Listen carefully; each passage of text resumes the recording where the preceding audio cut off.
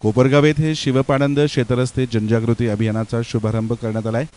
सध्या महाराष्ट्रभर शेतकऱ्यांना भेडसावत असलेली समस्या म्हणजे शिवपानंद शेतरस्ते।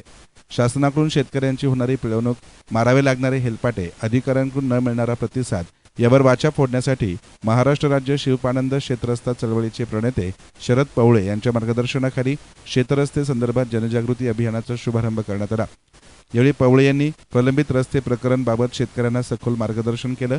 त्याचप्रमाणे तालुक्यात झिरो पेंडन्सी अभियान राबवून एकही शेतकरी शेतरस्ता अभावी वंचित राहणार नाही याबाबत संपूर्ण सहकार्य करण्याचं आश्वासन दिलं। तालुक्यातील सर्व वहिवाटीच्या रस्त्यांचे सर्वेक्षण करून त्यांच्या नोंदी गाव नकाशावर घेणे, शिवपानंद रस्त्यांची हद्द निश्चित करणे आदी विषयांवर चर्चा करण्यात आली। वैयक्तिक क्षेत्ररस्ते मिळण्याबाबत अत्यंत अडचणी येत आहे। तहसील कार्यालय आणि प्रांत कार्यालयात अनेक केसेस प्रलंबित आहेत।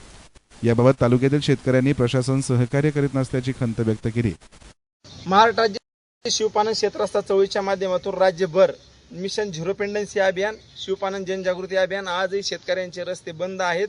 सरकारने घोषणा केलेल्या आहेत, परंतु आज शेतकऱ्यांना रस्ते मिळत नाही।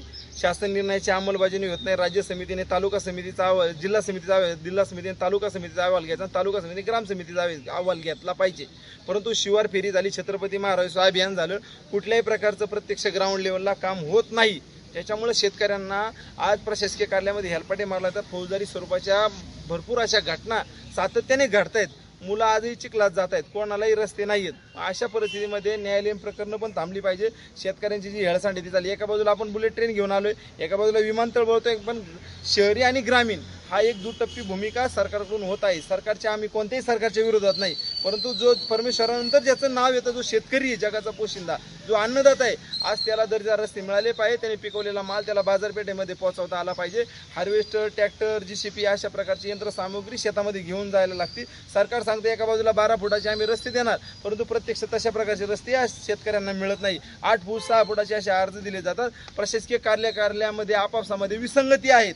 भूमी अभिलेख कार्यालय असं, पोलीस स्टेशन असं, कोणाच्याही एकत्रित येत नाही आणि त्याच्यामुळे शेतकऱ्यांना हे कार्यालय ते कार्यालय असे हेलपाटे मारायला होतात, आदेश मिळत नाही। त्यामुळं जे शासन निर्णय आहेत त्याचा शेतकऱ्यांना पूर्ण माहिती व्हावी, शेतकऱ्यांमध्ये एकजूट व्हावी आणि सामूहिकतेमध्ये शेतकरी आणि प्रशासन आणि शेतकऱ्यांचा संवाद व्हावा आणि जे राज्य सरकारने शासन निर्णय काढले ते प्रत्यक्ष ग्राउंड लेवलला पूर्ण झाले पाहिजे। आमच्या प्रत्येक शेतकऱ्याला सिमेंटचा रस्ता मिळालाच पाहिजे, तो शेतकऱ्याचा अधिकार आहे।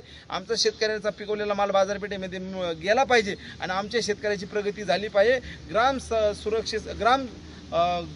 ग्राम विकासासाठी शिवपानंद चळवळ या ठिकाणी भविष्यामध्ये काम करणार आहे आणि ज्या कार्यालयामध्ये मी झिरो पेंडन्सी ठेवले जाणार नाही, अशा अधिकारी जे ठेवणार नाही त्यांच्यावर कारवाई झाली पाहिजे आणि जे अधिकारी चांगले काम करतील त्यांचा पुढच्या काळामध्ये चळवळीच्या वतीने सन्मान केला जाणार आहे। आमच्या वेगवेगळ्या कोपरगाव तालुक्यामधल्या सगळ्या चळवळीच्या पदाधिकाऱ्यांचा आम्ही मनापासून धन्यवाद व्यक्त करतो का त्यांनी आज इथं बैठक बोलवली, का त्यांनी दूरदृष्टी ठेवली, पुढच्या पिढीचं भविष्य त्यांनी ठेवलं। कोणताही शेतकरी म्हणत नाही माझा रस्ता व्हा, परंतु प्रत्येकाचा रस्ता मिळाला पाहिजे अशा भावनेतून सगळेजण एकत्र आलेत। या ठिकाणी नेवाशावरून काही कार्यकर्ते आलेत, नाशिकवरून आलेत, वेगळा त्यांचं मनापासून धन्यवाद करतो। पत्रकार बांधवांचं मनापासून धन्यवाद। मिशन झिरो पेंडन्सी अभियान राज्यभर चालू आहे आणि कोपरगावमध्ये त्याची सांगता चालू आहे।